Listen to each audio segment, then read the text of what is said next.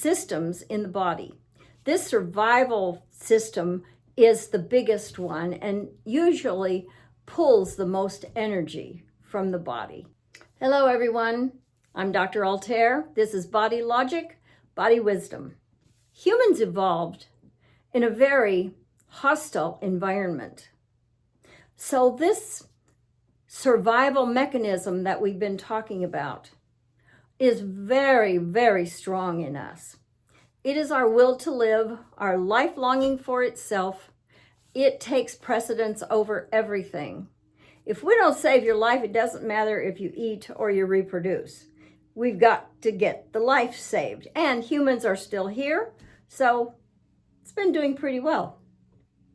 Unfortunately, or fortunately, our reptilian brain, the low part of the brain that it looks like a bunch of little folds, it's the cerebellum.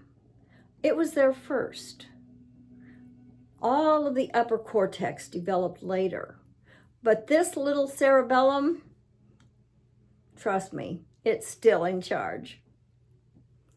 Some ways that you'll notice on different people, just people watching, you'll notice lines on the back of the neck or up into the scalp even, big folds where the neck is locked down. And the reason that the neck locks down is for protection, of course. So if you're in a hostile environment and a predator is after you and catches you and snaps your neck, which it can in only a few seconds, you have lost the use of your arms and legs. You can't run away from the danger, and you cannot stand and fight the danger. So you are lunch for that predator. I'd like to introduce another concept about the animal kingdom. It has relevance to us because we are part of that animal kingdom. There are three primary primitive systems in the body.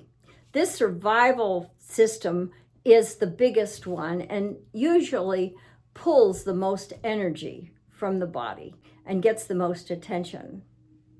The second one is the feeding system, where we eat and excrete.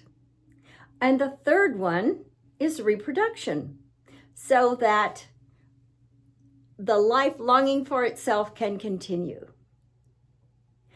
When we were in biology class in high school or junior high, I don't know if you remember, I hope you do, because it was very wonderful for me, I remember. We had an amoeba under the microscope. We were looking at the amoeba. And the amoeba was swimming around, and we plucked out a hair, and we chased that amoeba with the hair. And pretty soon, the amoeba is off of the slide. We had to find another one. But we watched another one eat and reproduce.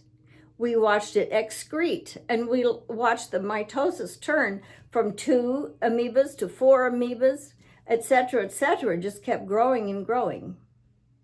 These three primitive systems are how all animals begin. And though our very sophisticated systems are developed out of that, the primitive systems is where we started. So I want to leave the information there. I want to backtrack to the National Football League and how they have proven now that cumulative head injuries stay with you for life. I want to reiterate the little child who fell off the bicycle and hit her head and was knocked out.